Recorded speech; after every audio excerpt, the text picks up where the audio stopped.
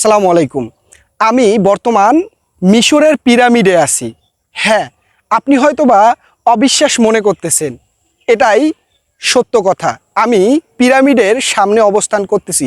মিশরের যে পিরামিড আছে সেই পিরামিডের আদলে বা অনুকরণে বা অনুকূলে তৈরি করা একটি চিত্রকল্প, যেটি মিশরে অবস্থিত এবং এটি আমরা ভিন্ন জগতে তার আদলে তৈরি করে এখানে স্থাপন করা হয়েছে দর্শনার্থীদের দৃষ্টি আকর্ষণ করার জন্য।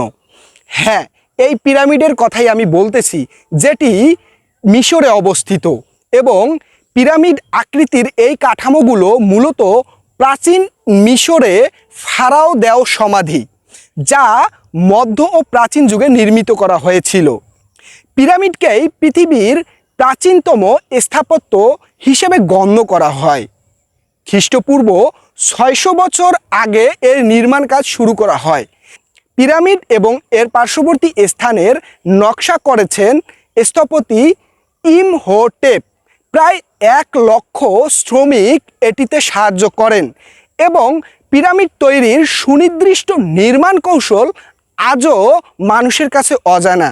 সুতরাং আমরা বলতেই পাচ্ছি যে এই পিরামিড মিশরে গিয়ে দেখা লাগতো, কিন্তু আমরা এই ভিন্ন জগতের যিনি প্রতিষ্ঠাতা তার চেষ্টায়, তার উদ্যোগে আমরা তার আদলে তৈরি করা একটি প্রকল্প আমরা এখানে দেখতে পাচ্ছি।